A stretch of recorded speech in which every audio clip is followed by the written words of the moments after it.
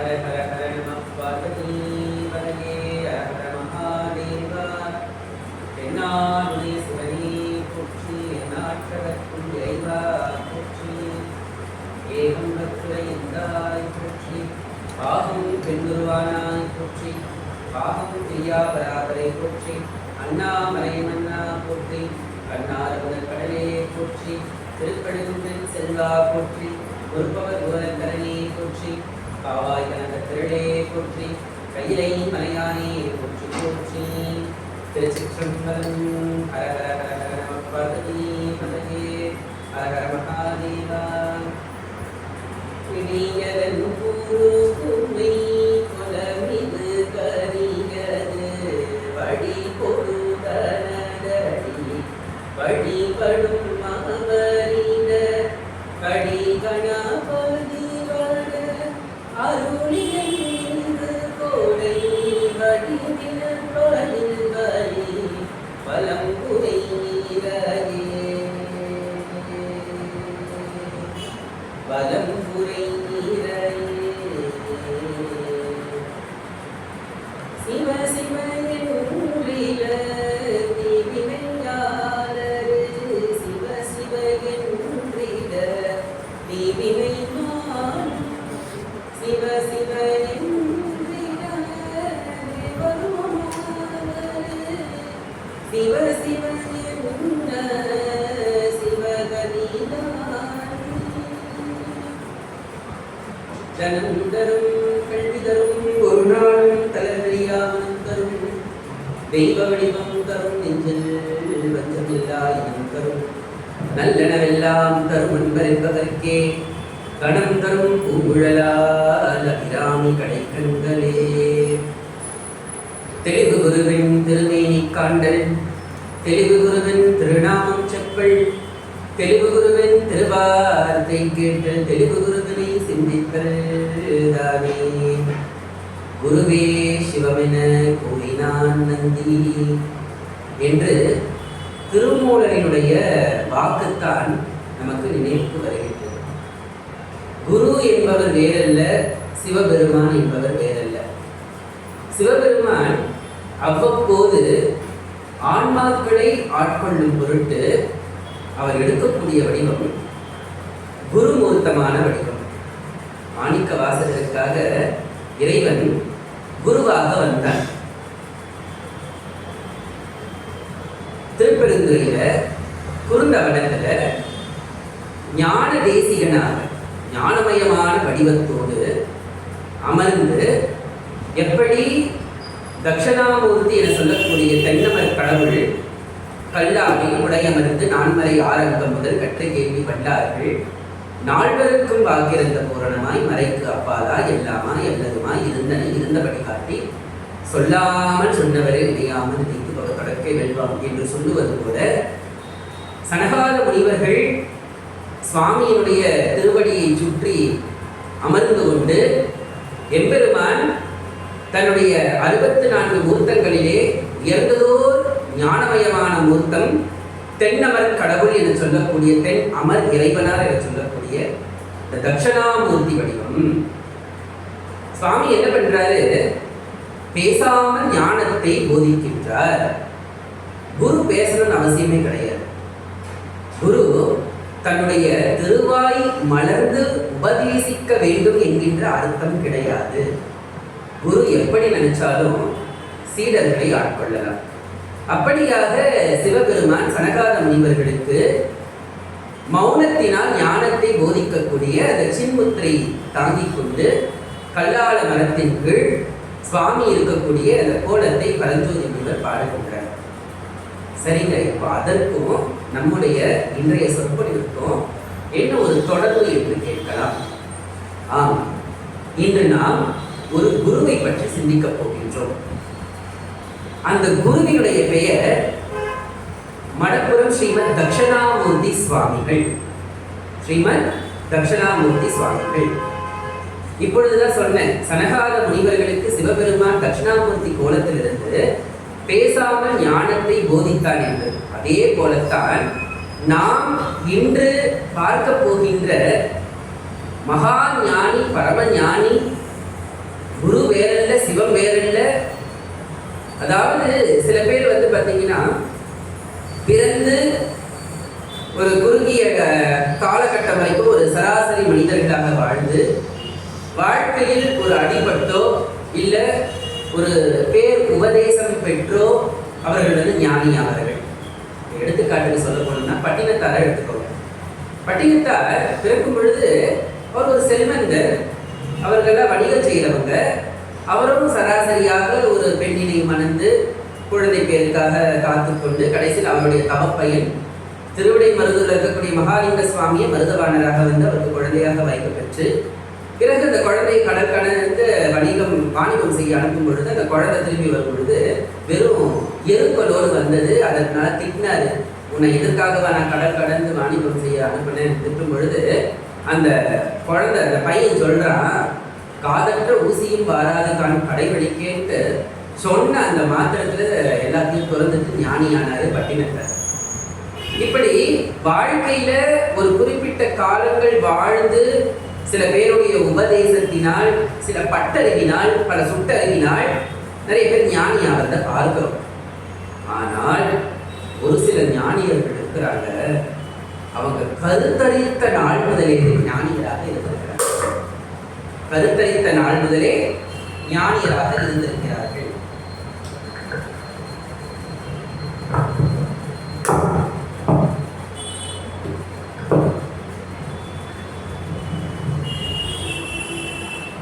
கருத்தளித்த நாள் முதலே ஞானியராக இருந்திருக்கிறார்கள். அது என்ன கருத்தளித்த நாள் முதலே ஞானியராக இருந்திருக்கிறார்கள் என்றால், நம்ம தட்சிணாமூர்த்தி சுவாமிகளுடைய வாழ்க்கை வரலாறு அது ஒரு புராணம் என்று சொல்லலாம். இப்படிப்பட்ட மகான்களை எல்லாம் பெற்ற தாய் தமிழ் பூமியான அந்த பெருமைகள் எல்லாம் நம்முடைய தமிழ், நம்முடைய மண்ணுக்கு தான் சேரும். நம்முடைய மண்ணுக்கு தான் சேரும். இறைவன் கால்தோய நடந்த பூமி நம்முடைய தமிழகம். குறிப்பாக மதுரை என்பதையும் சொல்ல போனீங்கன்னா 64 திருவிளையாடல்களை இறைவன் செய்தார். பல வடிவங்களை பூண்டு செய்தார். சொக்கநாத பெருமான் நம்முடைய விருதுநகர் மாவட்டத்தில் இருக்கக்கூடிய நம்முடைய ஸ்ரீவில்லிபுத்தூர்ல 27 திருவிளையாடல்கள் செய்தான் என்ற ஒரு செய்தி உண்டு. இது போல பல அருளாளர்களுக்கு 63 நாயன்மார்களை ஆட்கொள்ள வருவதற்காக இறைவன் பல்வேறு வடிவங்களை பூண்டு வந்தான். கால் போய் நடந்த பூமி நம்முடைய தமிழகம்.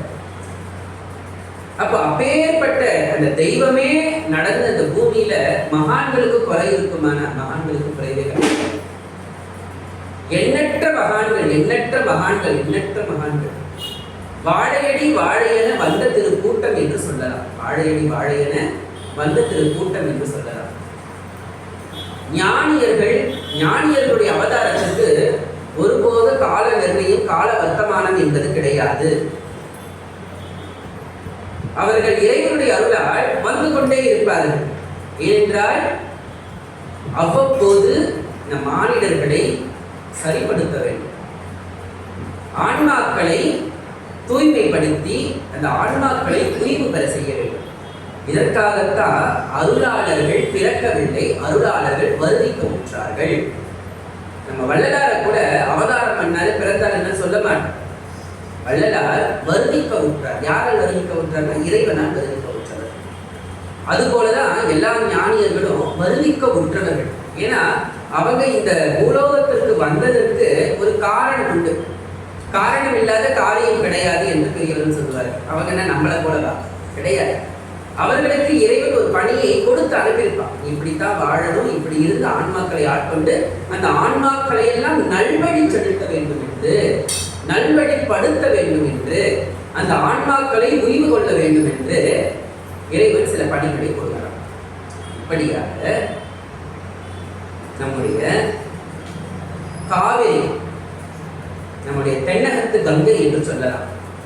அதாவது கங்கா மாதாவுக்கு தோஷம் ஏற்பட்டதுன்னா காவிரியில வந்து முழுகிறார்.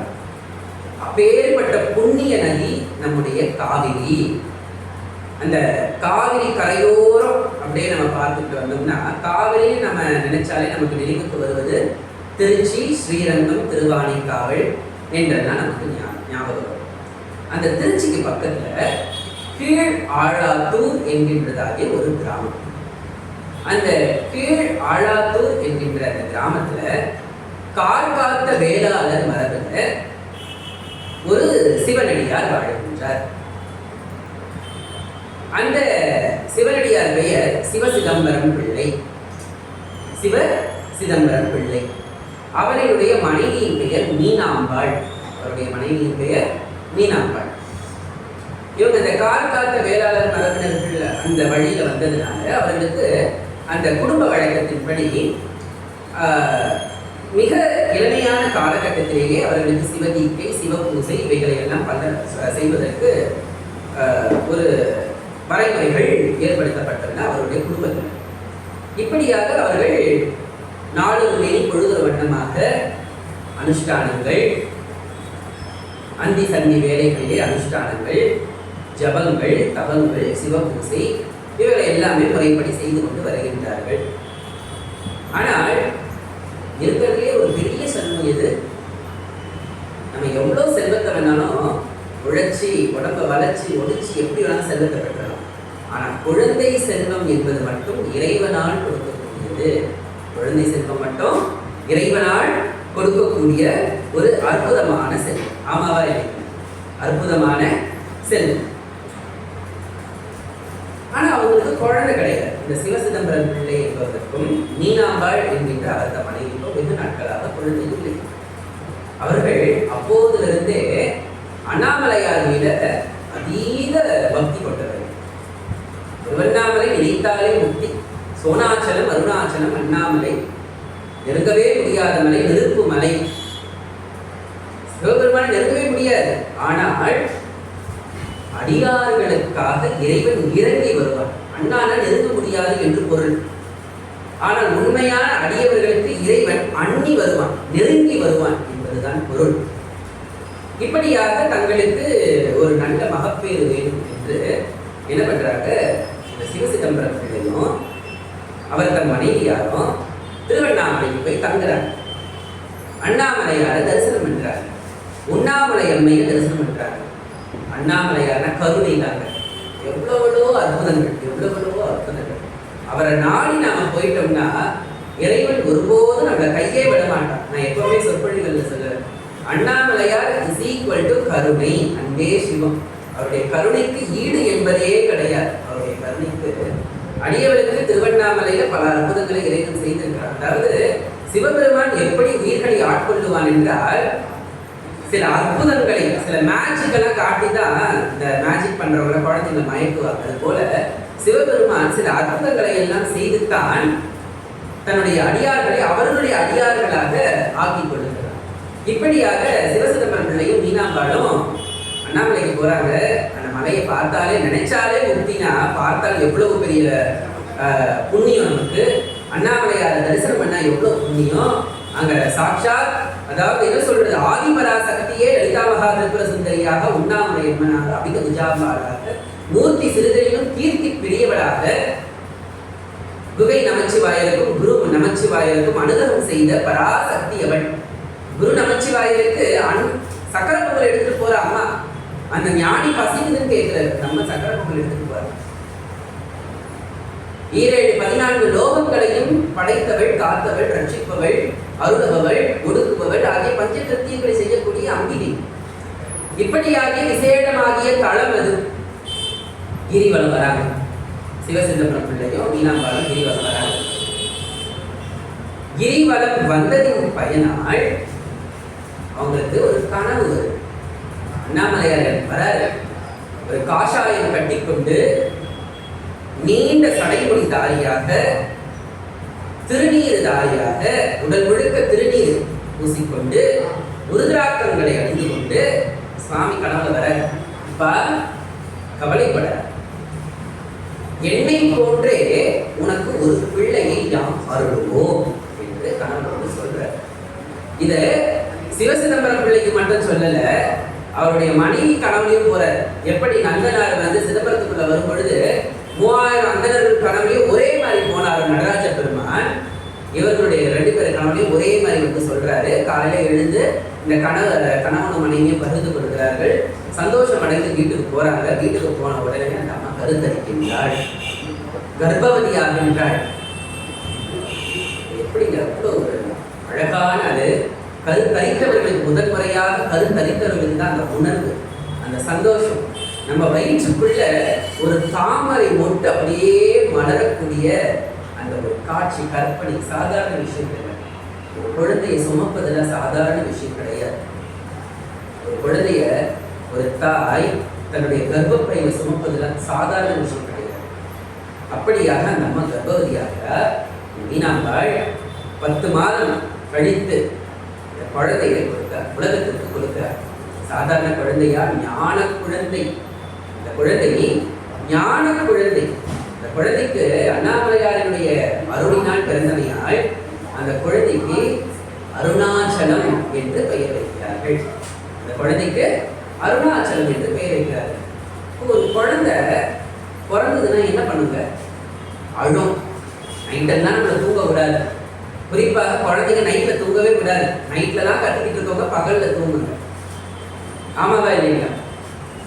அந்த குழந்தைங்க ஒரு 3 வயசு வர வரைக்கும் தாய் தந்தையர் பாடு பெரும் பாடுதான். அது எதுக்கு அழுது, என்னத்துக்கு அழுது, எதற்காக அழுதுன்னு யாருக்குமே தெரியாது. வயிற்று வலிக்காக அழுதா, இல்லை ஜுரத்துக்காக அழுதா, இல்லை பசிக்காக அழுதா, இல்லை ஏதாவது பூச்சி கடிச்சிருச்சா, எறும்பு கடிச்சிருச்சா, இது எல்லாமே நம்ம பார்க்கிறோம் குழந்தைங்களை வளர்க்கும் பொழுது. ஆனா இந்த குழந்தை அழவே அழாது. இந்த அருணாச்சலம் அழவே அழாது. குழந்தை அழவே அழாது. என்னடா இது, இந்த குழந்தை பிறந்த நாள்ல இருந்து இன்ன வரைக்கும் ஒரு நாள் கூட அழுததே கிடையாது, அழமாட்டேங்குது. பசியும் கூட அழாது அந்த குழந்தை.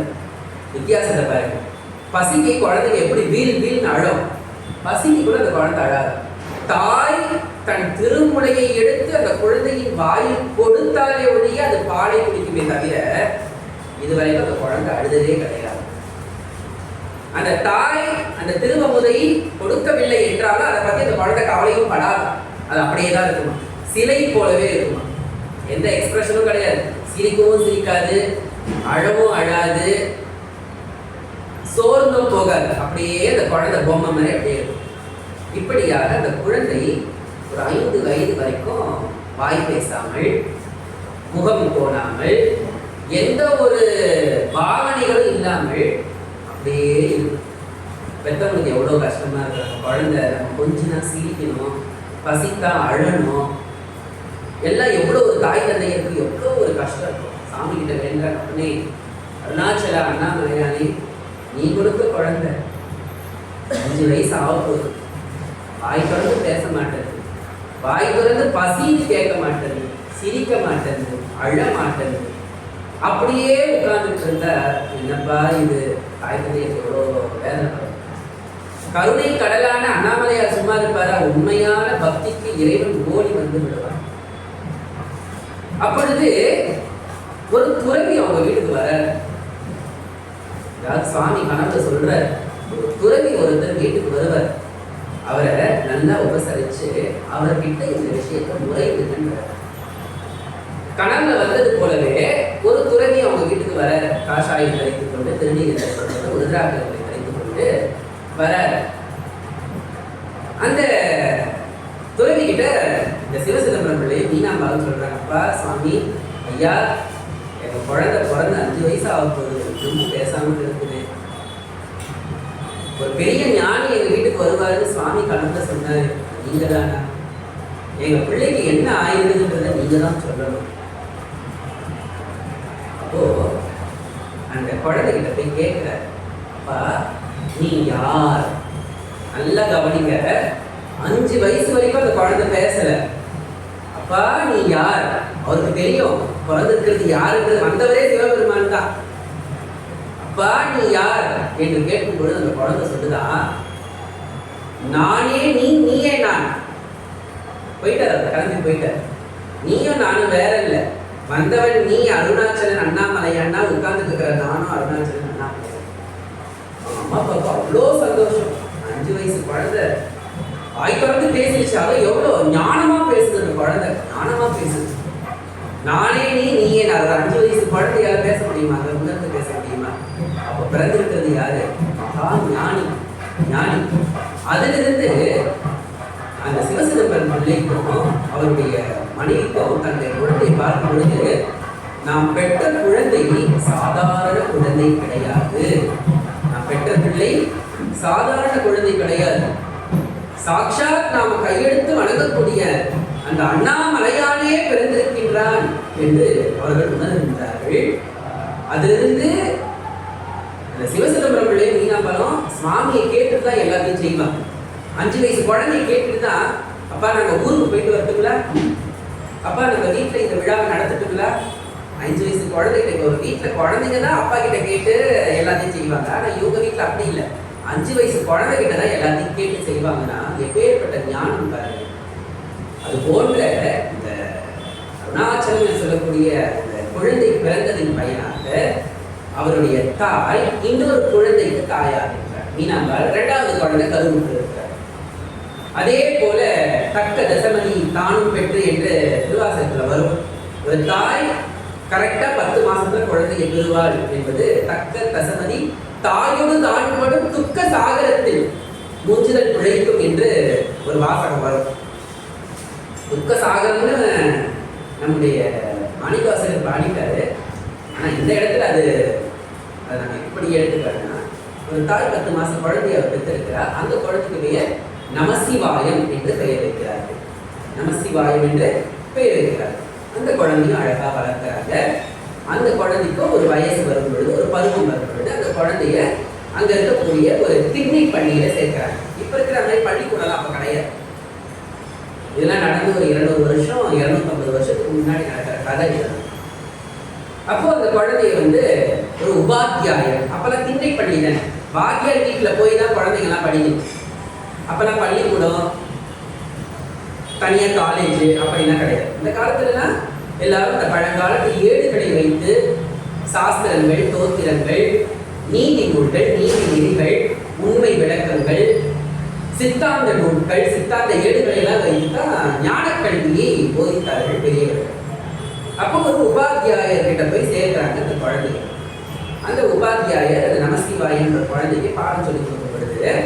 நம்ம அருணாச்சலம் மூத்த பிள்ளை கேட்குது, எனக்கு பள்ளியை சேர்க்க மாட்டீங்களா, நான் ஒரு உபாத்தியாயர்கிட்ட நான் படிக்கக்கூடாதா அப்படின்னு கேட்கும் பொழுது, ஆனால் அவங்க தாய்க்கு தெரியும் வந்தது சாதாரண குழந்தை, நம்ம மூத்த குழந்தை சாதாரண குழந்தை இல்லை, பெரிய ஞானி, ஞானிக்கு எதுக்குங்க கல்வி அப்படின்னு அவங்க நினைச்சுக்கிட்டாங்க. ஆனால் அருணாச்சலம் வாய் திறந்து கேட்கிறார், என்னையும் பள்ளிக்கு அனுப்புங்க. இப்படியாக அருணாச்சலமும் நமசிவாயமும் பள்ளிக்கூடத்துக்கு சென்று அந்த உபாத்தியாயருடைய திண்ணை பள்ளியில் அவங்க படிச்சுக்கிட்டு இருக்கும்போது இவர் என்ன பண்ணுவாரா, வாத்தியார் வர்றதுக்கு முன்னாடியே ஏடை எடுத்துருவார். ஏடை எடுத்து இப்படி பார்ப்பாரா, அந்த ஏட்டுக்குள்ள என்ன இருக்கோ அத்தனையும் காதல் பாடமா அவருக்குள்ள போயிடும். அப்படியே அந்த ஏட்டை கட்டி வச்சிருந்தார். எங்க அருணாச்சலம் இன்னைக்கு என்ன பாடம் படிச்சதை சொன்னா, அந்த குழந்தை அப்படியே கரதல பாடமா எப்படி மடை திறந்த வெள்ளம் போல அப்படியே வாரியாக பொழிக்கின்றது. அது போல அந்த ஏட்டில் இருக்கக்கூடிய அவ்வளோ விஷயத்தையும் ஒரு வார்த்தை கூட பேசுறாங்கன்னு சொல்லுவார் என்றால், அந்த உபாத்தியாயர், அந்த ஆசிரியரை பிரமிச்சு நிற்பார். சாதாரணமான குழந்தை. ஆனா அந்த இன்னொரு ஏடு, சரி இந்த ஏட்டை படிச்சுட்ட இன்னொரு ஏடு கொடுக்குறேன், அதையும் படிச்சு இங்க சொல்லி பார்ப்போம் அப்படின்னு சொல்லும் பொழுது அந்த ஏட்டை அப்படி கையில வாங்கி பார்ப்பாரா, அதுல இருக்கிற அத்தனை விஷயங்களையும் அப்படியே கரதல பாடமா சொல்லுவார். சொல்லிட்டு சும்மா இருக்க மாட்டாரு, அதை கட்டி வச்சுட்டு மிட்டையில உட்காந்து அந்த குழந்தை பிறந்த நாள்ல இருந்து சதா சர்வகாலமும் கண்ணை மூடிக்கொண்டே இருக்கும். பெருவாரியாக கண்ணை மூடிக்கொண்டே இருப்பாங்க. ஏன் கண்ணை மூடிக்கொண்டிருக்குதுன்னா மிட்டை என்ற பெயர். தவத்தினுடைய உச்சமான நிலை அது. நம்ம மெடிடேஷன் பண்றோம் பார்த்தீங்களா, அந்த மெடிடேஷனுடைய உச்சமான நிலை தான் நிட்டை என்று நாம யோகத்துல நாம சொல்றோம். நிட்டை. அப்படி நிட்டையில அந்த குழந்தை உட்கார்ந்து ஒரு முறை அப்படி தன்னுடைய உபாத்தியாயர் பாடம் கற்பித்துக் கொண்டிருக்கும் பொழுது இந்த குழந்தை அப்படியே நிட்டையில உட்கார்ந்துருக்கு. அதை பத்தில அவர் உபாத்தியாயர் கண்டுக்கல. திடீர்னு அந்த குழந்தை என்ன சொல்லுது, அருணாச்சலம் என்ன சொல்றாருன்னா, ஐயா இந்த வீட்டுல குழந்தை விழுந்து கையை படிச்சுட்டான் போடுங்க. இந்த உபாத்தியாயர் அந்த ஆசிரியர் பதறி அடிச்சுட்டு ஓடுறாரு. ஓடி போய் பார்த்தா அந்த ஆசிரியரோட குழந்தை கை உடஞ்சு அழுதுகிட்டு. இந்த குழந்தையை எடுத்து அங்க இருக்கக்கூடிய அந்த ஊர்ல இருக்கக்கூடிய மருத்துவர்கிட்ட போய் அந்த மருத்துவம் எல்லாம் பார்த்து, அப்பெல்லாம் சித்த வைத்தியம், கை மருத்துவம் இந்த மாதிரி தானே. அதெல்லாம் பார்த்துட்டு பள்ளிக்கு வர இந்த இடத்துக்கு வர பாடங்களை கற்பிக்கக்கூடிய இடத்துக்கு வர நம்முடைய அருணாச்சலத்தை பார்க்கிறார், பிரமிச்சு நிற்கிறார். ஐயோ, சாதாரண குழந்தை என்று நான் நினைத்தேன். ஆனால் இந்த உட்கார்ந்துட்டு இருக்க குழந்தை சாதாரண குழந்தை, மகா ஞானி, திரிகால தரிசி என்று சொல்லுவார்கள். முக்காலத்தை உணர்ந்த ஞானி தன்னிடம் பாடம் கற்றுக்கொள்ளுகிறது என்று அவர் ஏற்றுக்கொள்ள முடியல. அதுல இருந்து என்ன பண்றாரு, இந்த ஆசிரியர் என்ன பண்றாரு, அவர் வரும்பொழுதெல்லாம் அருணாச்சலத்தை பார்த்து ஐயா நமஸ்காரம் சொல்றாரு. யாரு, மாணவனை பார்த்து, குழந்தை 5 வயசு குழந்தை. இப்படியே காலங்கள் செல்ல செல்ல நம்முடைய அருணாச்சலத்துக்கு பிடிக்கல. எவ்வளவு பெரிய ஞானி, ஆனா ஆசிரியர் வணங்குவது அவருக்கு பிடிக்கலையா. அதனால பள்ளியை விட்டு நின்றுட்டார். இதுக்கப்புறம் நான் பள்ளிக்கு போக மாட்டேன். வீட்டில் அப்பா கூட இருந்துகிட்டே அந்த சிவ பூசைகளுக்கு செய்ய வேண்டிய கைங்கரியங்களை எல்லாம் தன்னுடைய தந்தையாருடன் சேர்ந்து செய்து கொண்டிருக்கின்றார். அப்போ ஒரு முறை தன்னுடைய தம்பி சிவபூசைக்காக நந்தவனத்துல பூ பறிக்க போறார். ஒரு விஷயமும் அவருடைய வாழ்க்கை நடந்தது எல்லாமே ஒரு அற்புதம் தான். அந்த நந்தவனத்துல சிவபூசைக்கு பூ பறிக்க செல்லும் பொழுது நம்முடைய அருணாச்சல நமசிவாயத்தை பார்த்து சொல்றாரு, அந்த தோட்டத்துல விழ மாங்காயையும் தேங்காயையும் எடுத்து சாப்பிடாத, மாங்காயையும் தேங்காயையும் எடுத்து சாப்பிடக்கூடாது, அது சிவநிந்தனை மாதிரி ஆயிடும். அது சொல்றது இது ஒரு குழந்தை தான், இந்த நமச்சிவாயம் ஒரு குழந்தை தான். ஒரு முறை அப்படியாக செல்லும் பொழுது அங்கே தேங்காவை உரிச்சு உடச்சி நல்லா சாப்பிட்டேன். தான் கூட பிறந்திருக்கிற அண்ணன் சாதாரண அண்ணன் அவருக்கு தெரியாது, அவர் பெரிய ஞானின்றது அவருக்கு தெரியாது. வீட்டுக்கு வர நமசிவாயம் நான் சொன்னனே தேங்காவை சாப்பிடாத, மாங்காவை சாப்பிடாதுன்ட்டு, இவர் பெரிய தவறை நீ செய்து விட்டார். இந்த தவற்றினை நீ போக்கிக் கொள்ள வேண்டும் என்றால் நீ காசிக்கு சென்று விஸ்வநாதரை தரிசிக்க வேண்டும். காசிக்கு சென்று விஸ்வநாதரை தரிசிக்க வேண்டும். ஒரு இளமை பருவம் வரும் பொழுது இந்த நமசிவாயம் என்ன பண்றாரு, வீட்டில் யாருக்கிட்டையும் சொல்லாம வீட்டை விட்டு கிளம்பிடுறாரு. ஏன்னா அண்ணன் சொல்லிட்டாரு, காசிக்கு போகணும்னு சொல்லிட்டாரு, நாம் செய்த அந்த சிறு தவற்றிற்காக காசிக்கு போகணும்னு சொல்லிட்டாரு, நாம கிளம்பணும். கிளம்பிட்டாரு. தாய் தந்தையை ஒரு பக்கம் தேடுறாங்க, ஊரெல்லாம் தேடுறாங்க. 1 மாசம் ஆயிடுச்சு, 2 மாசம் ஆயிடுச்சு. வந்து நிற்கிறாங்க, அருணாச்சலத்துக்கிட்ட நிற்கிறாங்க. சாமி, நம்முடைய தம்பி, நம்முடைய 2வது பிள்ளை வீட்டை விட்டு போய் பல காலம் ஆகுது. இந்த குழந்தை எங்க இருக்குதுன்னு நீங்க காட்டணும் அப்படின்னு கேட்கும் பொழுது, அவன் நல்லா இருக்கிறான், அவனை பத்தி கவலைப்பட வேண்டாம், அவனும் பிற்காலத்தில் ஒரு ஞானியாக ஆவான். ஒரே தாய் வயிற்றுல 2 ஞானிகள், ஒரே தாய் வயிற்றுல 2 ஞானிகள். நமசிவாயம் கற்றுணர்ந்த ஞானி, நம்முடைய அருணாச்சலம் பிறப்பாலேயே ஞானி, பிறப்பாலேயே ஞானி. இப்படியாக காலங்கள் ஓடிக்கொண்டே இருக்கின்றன, காலங்கள் ஓடிக்கொண்டே இருக்கு.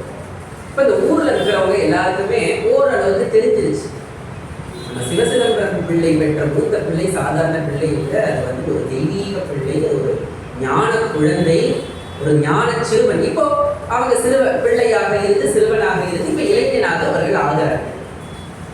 சாதாரண இளைஞன் கிடையாது.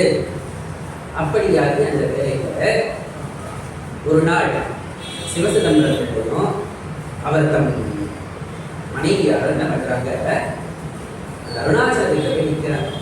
அவங்க அம்மா கேட்கிறார், பிள்ளைகிட்ட கேட்கிறாங்க, வரம் கேட்கிறாங்க, சாமி நான் பூவும் பொட்டோட நான் இந்த உலகத்திற்கு போகணும், என் கணவனுக்கு முன்னாடி நான் இந்த உலகத்திற்கு போகணும் அப்படின்னு கேட்குறாங்க.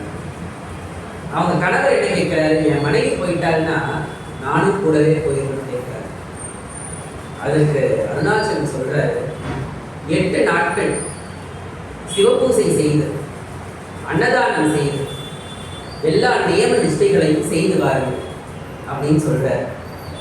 கரெக்டா 8வது நாள் அவர்கள் குளித்து விட்டு அந்த நித்திய கருமங்கள் என்று சொல்லக்கூடிய அந்த அனுஷ்டான விதிகளை எல்லாம் பின்பற்றி சிவபூசை செய்கிறார்கள். ஊரில் இருக்கிறவங்க எல்லாருக்கும் அன்னம்பாளிப்பு செய்கிறார்கள். செய்து முடிக்கிற பிறகு நிற்கிறாங்க.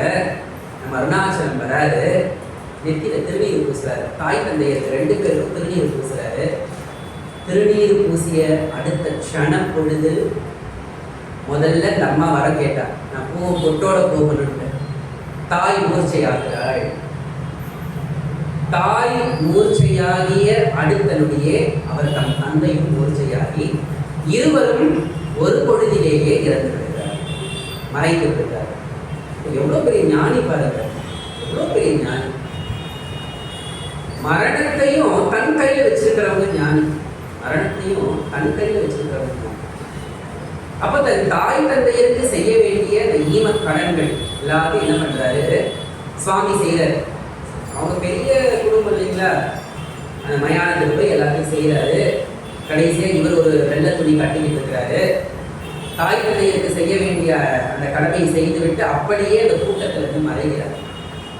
யாரு? அருணாச்சலம் அந்த கூட்டத்துல இருந்து மறைகிறார், போறாரு. அவ்வளவுதான். இதுக்கப்புறம் இந்த ஊர்ல இருக்க வேண்டிய அவசியமே இல்லையே. ஒரு ஞானிக்கு கூட என்ன ஒரு கடமை இருக்கு தெரியுங்களா? ஞானி எல்லாத்தையும் தொடர்ந்தார், துறவி எல்லாத்தையும் தொடர்ந்தார். ஆனால் அந்த துறவிக்கு கூட ஒரு கடன் இருக்கு. அதுதான் தாய்க்கு செய்ய வேண்டிய ஈமக்கிரியை, தாய்க்கு செய்ய வேண்டிய ஈமக்கிரியை. பட்டினத்தார் ஞானி ஆயிட்டாருங்க, பட்டினத்தார் ஞானி ஆயிட்டாரு. திருவெண்காடு பட்டினத்தார் ஆயிட்டாரு, அப்படிதான் சொல்லணும். திருவெண்காடு பட்டினத்தார் ஆயிட்டாரு. ஆனா ஊரை விட்டு போல. என்ன தெரியுங்களா? தன்னுடைய தாய் ஒரு இருக்கிறார், அவன் இறந்துட்டாள்னா அவளுக்கு பிள்ளையாக இருந்து செய்ய வேண்டிய கடமையை நாம் செய்யாமல் போய்விடக்கூடாது. அது தர்மம் கிடையாது.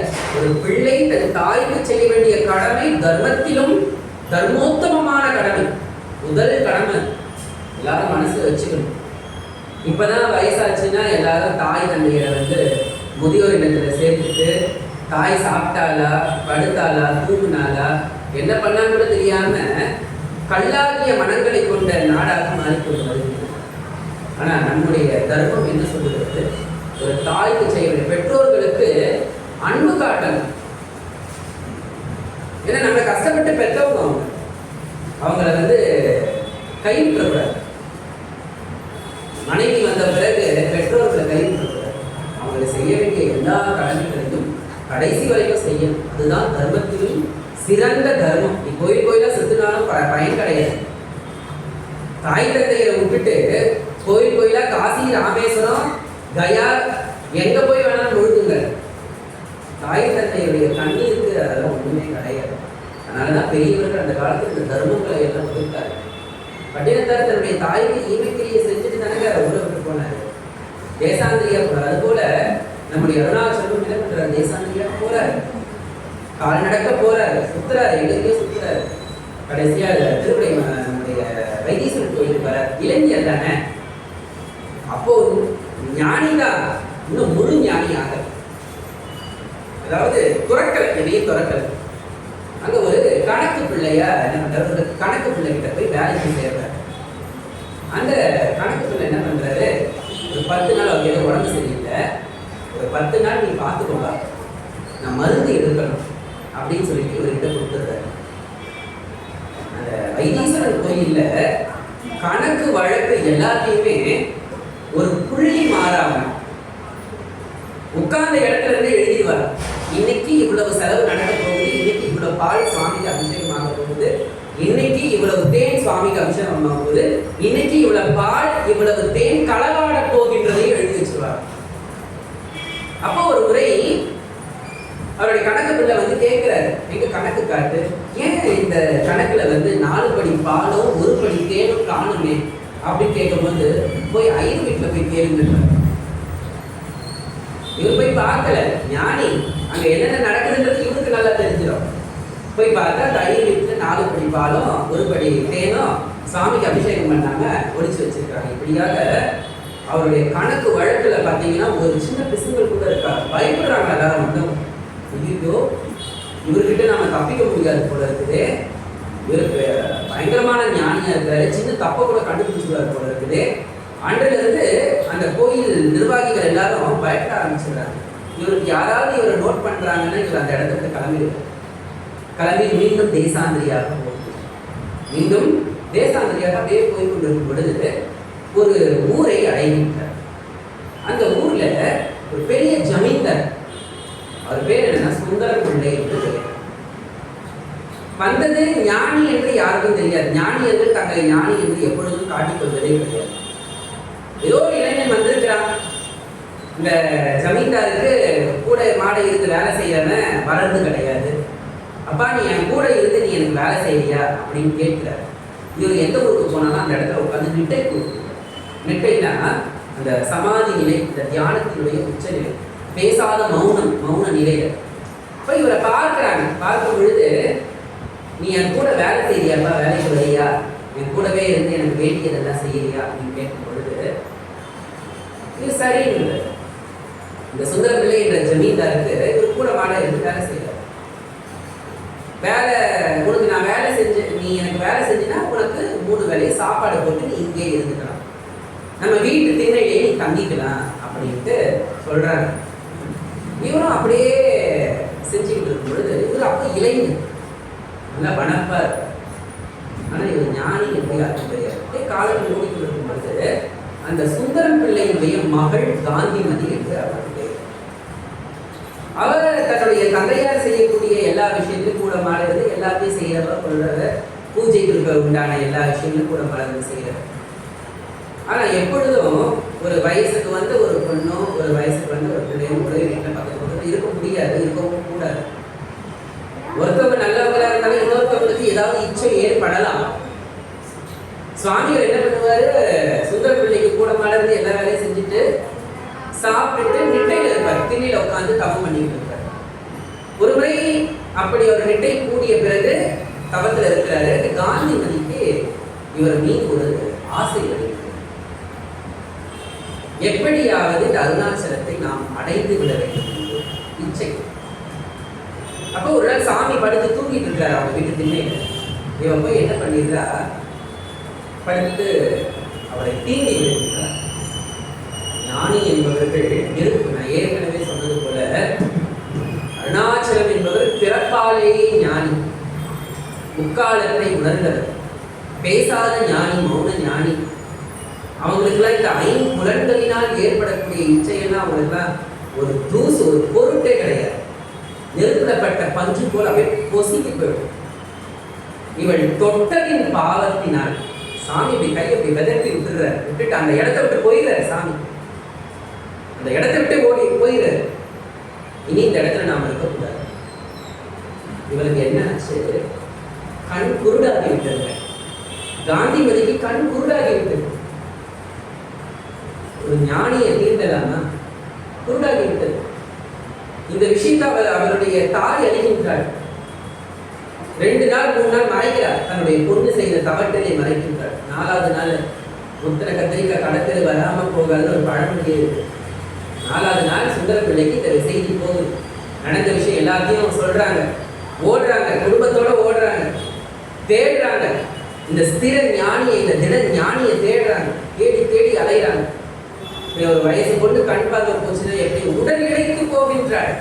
தன் உடல் வாடி ஒரு முதுமை அடைந்த கோலத்திலே இருக்கின்றாள். அவருடைய தனங்கள் வற்றி போய் விடுகின்றன. அவருடைய தனங்கள் வற்றி போய் முதுமை கோலத்தில் ஆகிற கண்ணு போயிடுச்சு. ஞானியை யாருமே சீண்டியக்கூடாதுங்க. விடோபா சுவாமிகள் கேள்விப்பட்டிருக்கீங்களா? நம்முடைய பர்வதமலை சுவாமிகள் என்று அவருக்கு பெயர். அவரும் பேசாத ஞானி. ஆரம்ப காலகட்டத்தில் எல்லாரும் அவர் திருவல்லிக்கேணியில தான் பிறந்தார். அவருடைய தாயினுடைய மறைவு அவரை ஞானியாக்கியது. அவர் அப்படியே திகம்பரராக, திரிகால ஞானியாக ஊரா தெரிகிறாரு. எப்பவுமே நம்ம மக்கள் என்ன தெரியுமா பண்ணுவாங்க, நல்லா அப்படியே ஒரு போஷணமா, அப்படியே அலங்காரமா அப்படி வந்தா தான் மதிப்பாங்க, துறவிகளாக இருப்பாங்க. ஆனால் ஒண்ணுமே இல்லாத கிழிந்த ஆடையும் ஆடையே இல்லாம இருக்கக்கூடிய ஞானியர்களை பைத்தியம் சொல்லி விரட்டுற உலகம் இது. பிறகு தெரிஞ்சுப்பாங்க, ஐயோ வந்தவர் ஞானி, வந்தவர் ஞானி. என்ன பண்றாங்க, அந்த விடோபா சுவாமிகள் பெரும்பாலாக இந்த காவாங்கரைங்க ஓரத்துல உட்கார்ந்து இருப்பாங்க. அவங்களுக்கு அதெல்லாம் ஒன்றும் கிடையாது. அவர்கள் தான் என்கின்ற அந்த நினைவே அற்றவர்கள், ஞானியர்கள். அப்படி உட்கார்ந்து ஏதோ பைத்தியம் போல இருக்குது அப்படின்னு சொல்லிட்டு அந்த ஊர்ல இருக்கக்கூடிய இளைஞர்கள் அவரை ரொம்ப துன்புறுத்திருக்காங்க. ஒரு முறை என்ன பண்ணியிருக்காங்க, பழுத்த காய்த்த கம்பியை எடுத்து அவரோட முதுகுல சும போட்டுருக்காங்க. சாமிகள் துடிச்சு போயிருக்காரு. ஆனால் மறுநாள் யார் யாரெல்லாம் சூடு போட்டார்களோ அவர்கள் அனைவரும் இறந்து விட்டார்கள், மறைந்து போயிரு. என்னைக்குமே ஞானியர்கிட்ட மட்டும் விளையாடுறாரு. நம்ம கூட ரோட்ல போறோம், யாரோ ஒருத்தர் சித்தம் கலங்கியல் ஏதோ ஒரு வேதனைக்கு இருக்கிறாங்கன்னா அவங்கள நாம அவதூறு சொல்லக்கூடாது. என்ன ஞானி எப்படி இருப்பாருன்னு நமக்கு தெரியாது. முடிஞ்சா அவங்களுக்கு ஒரு பொட்டல சாப்பாடு வாங்கி கொடுக்கலாம், இல்ல ஏதோ ஒரு துணி வாங்கி கொடுக்கலாம். அவங்க வாங்கிக்கிறாங்களோ வாங்கலையோ, இல்ல வாங்கி நம்ம மேலே கூட தூக்கி போடலாம், அது நமக்கு. ஏன்னா ஞானியர்கள் எந்த நிலையில இருப்பாங்க நமக்கு தெரியாது. அது போட்ட ஒரு சில சித்தர்களை அடியோடு பார்த்துருக்க. அவ்வளோ ஒரு பெரிய ரோட்ல உட்கார்ந்து தவம் பண்ற ஒரு ஐயா, அவருக்கு இட்லி வாங்கி கொடுக்கலான்னு இட்லி வாங்கி கொடுத்தா அவர் அதை எடுத்துக்கல. ஆனால் அந்த க்ஷணத்துல அப்படி அவர் கண்ணு திறந்து பார்த்தது ஒரு முக்காலத்தை உணர்ந்த ஞானியர்கள் பார்ப்பது போல இருந்தது. பயந்துட்டு வேலைச்சேரியில நடந்தது. தண்டீஸ்வரத்துல சாலையில ஓரத்தில் உட்கார்ந்து தவம் பண்றாரு. அவ்வளோ வண்டிங்க போது, அவ்வளோ இது போது, கழுத்து நிறைய மாலைகள், ருத்ராட்சம், நல்ல ஜடாமுடி. இறைவன் எந்த கோலத்துல எப்படி வருவான், எப்படி யாருக்கு காட்சி கொடுப்பான், அதெல்லாம் நமக்கு தெரியாது. எதுக்கு சொல்றேன்னா, அருணாச்சலத்தை தீண்டியதின் விளைவாக, ஞானியை தீண்டியதன் விளைவாக காந்திமதி என்பவருக்கு தனம் பற்றியது, அவளினுடைய கண் பார்வை போனது. அப்படியே ஓடுறாங்க, ஓடி போய் என்ன பண்றாங்க, தேடி கண்டுபிடிச்சு சுவாமி ஏதோ ஒரு ஊர்ல ஒரு மரத்தடியில நிட்டையில இருக்கிறார். மரத்தடியில நிட்டையில இருக்கிறார். அப்படியே சாஷ்டாங்கமா விழுந்துறாங்க. சாமி, எங்க மகள் செய்தது தவறு, மன்னித்து விடுங்கள், எங்க பொண்ணுக்கு கண் பார்வை கொடுங்க, அவருடைய இளமைய மீண்டும் திருப்பி கொடுங்க கேட்டு அழறாங்க. அழும் பொழுது எப்பவுமே ஞானியர்கள் சித்தர்கள்னா கருணையே வடிவமானது, தாய் குணம் கொண்டது. அந்த தண்டனைலாம் அவங்க கொடுக்கறது கிடையாது. ஒரு ஞானி என்பவர் நெருப்பை தொட்டா கண்டிப்பா கை சுட்டுடும். நெருப்பு வந்து சொல்லுமா, நான் உன்னை சுட போறேன்ட்டு. நெருப்பு என்னைக்குமே வாய் திறந்து நான் உன்னை சுட்டு விடுவேன் என்று சொல்லாது. நெருப்பை தொட்டாலே சுட்டுடும், நெருப்பை தொட்டாலே சுட்டுடும். அது போலத்தான் ஞானியர்கள் வாய் திறந்து எந்த சாவனையும் கொடுக்க மாட்டார், ஆனால் தொட்டாலே சுட்டுவிடும் என்பதுதான் நீர். அப்படிப்பட்டவர்கள் ஞானியர். இப்படியாக சுவாமிகள் ஒரு ஊர்ல போய் இவங்க கண்டுபிடிச்சு ஒரு நாள் என்ன பண்றாங்க, அந்த ஊர்ல ஒரு திருமணம், ஒரு சைவ திருமணம் இருக்கு. அந்த சைவ திருமணத்துல ஒரு தம்பிரான் சுவாமிகள் இருக்கிறார். அந்த மடத்துல போய் இவங்க சமைக்கிறாங்க.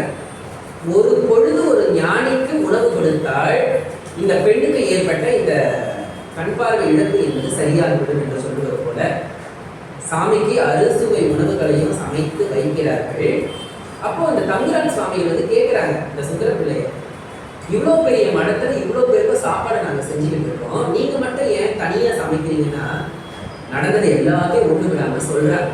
அந்த தம்பிரான் சுவாமிகள் கிட்ட சொல்றாங்க, அப்படியா, நேற்று கூட என்னுடைய கனவிலே இறைவன் தோன்றி இந்த திருமணத்திற்கு ஒரு மகா சித்த புருஷன் ஒருத்தர் வரப்போறார். இந்த தம்பிரான் சுவாமிகளுக்கும் ஒரு குண்ம நோய் இருக்கு.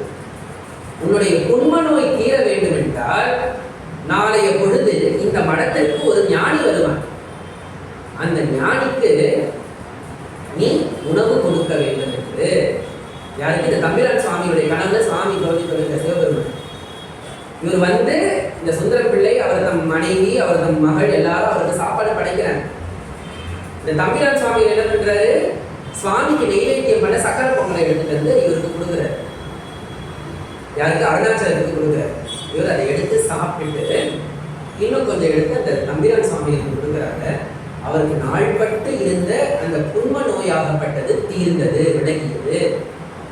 ஞானியர்களுடைய உச்சிஷ்டம் நம்மளுடைய சர்வ பாப்பங்களையும் சர்வ ரோகங்களையும் பல வினைகளையும் எல்லாத்தையும் போக்க வல்லது ஞானியருடைய உச்சிஷ்டம் என்றால் அவர்கள் உண்ட அந்த பதார்த்தம், அவர்கள் உண்ட அது பிரசாதம். அது வந்து பிரசாதம், எச்சில் என்று நாம் சொல்லக்கூடாது, அது மகா பிரசாதம்.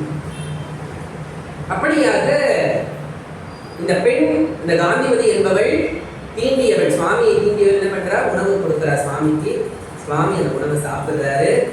அவர் சாப்பிட்ட அந்த உணவு கலண்டத்துல கொஞ்சம் எடுத்து அந்த பெண்ணுக்கு கொடுக்குறாரு. அவள் உட்கொண்ட மாத்திரத்திலேயே அவள் தன்னுடைய இளமையை பெற்றாள், தனங்களை பெற்றாள், கண் பார்வையும் பெற்றாள். ஞானியர்கள் கால் சும்மா இருக்காருங்க, அவர்கள் தேசாந்திரியார். அதனாலதான் ஒரு வார்த்தை சொல்லுவார். நிறைய சித்தர்களுடைய ஜீவ சமாதிக்கு போனீங்கன்னா பரதேசி சுவாமிகள்னு தான் முடியும் பேர். நாம திட்டுறோம் பரதேசி அப்படின்னு ஒருத்தவங்களை திட்டுறோம், அவச்சொல்லாக திட்டுகிறோம். ஆனால் அதை நாம் உற்று நோக்கினோமே என்றால் பரதேசி என்பவர்கள், பர அப்படி என்றால் பரம்பொருள், தேசம் என்றால் என்ன, ஒளி என்று பொருள். சித்தர்கள் ஞானியர்கள் அப்படியே தேசாந்திரிகளாக ஒளி பொருந்தியவர்களாக, எங்கெங்கெல்லாம் இருள் இருக்கின்றதோ அங்கெங்கெல்லாம் ஒளி ஏற்றக்கூடியவர்கள் ஞானியர்கள். அதனால நிறைய ஊர்ல சிதம்பரம் பரதேசி சுவாமிகள், சன்னியாசி பரதேசி சுவாமிகள், இப்படியாக சித்தர்கள் பேருக்கு பின்னாடி பரதேசி பரதேசி போட்டிருக்காங்க. இப்படியாக பரதேசத்தவர்கள் என்றால் உலகம் முழுக்க ஞான ஒளியை பரப்பக்கூடியவர்கள் என்று பொருள். ஞான ஒளியினை பரப்பக்கூடியவர்கள். இப்படியாக நம்முடைய அருணாச்சல சுவாமிகள் அப்படியே தேசாந்திரியா இன்னும் நிறைய ஊர்களுக்கு போறாரு, நிறைய தலங்களுக்கு போறாரு. இப்படியாக போய்கொண்டிருக்கக்கூடிய ஒரு காலகட்டத்தில் அவர் இந்த போயிட்டு தன்னுடைய ஊர் பக்கத்திலே திரும்ப வந்து அவர் உட்கார்ந்துட்டு இருக்காரு. அப்பொழுது ஆரா அமுத ஐயங்கார் என்கின்ற ஒரு அடியார், ஆரா அமுத ஐயங்கார் என்கின்ற ஒரு அடியார், 50 வயது ஆகியும் அவங்களுக்கு குழந்தை கிடையாது. 50 வயது ஆகியும் அந்த அம்மா பேர் லக்குமி அம்மா. அவங்க வந்து பார்த்தீங்கன்னா தீவிர வைணவர்கள், அதாவது பெருமாளை மட்டுமே கும்பிடுறவங்க. அப்போ அவங்க எங்கெங்கேயோ போய் மருத்துவம்லாம் பார்த்து வைத்தியத்தெல்லாம் எடுத்து அப்பையும் 50 வயது ஆகியும் அவங்களுக்கு குழந்தை நிற்கல.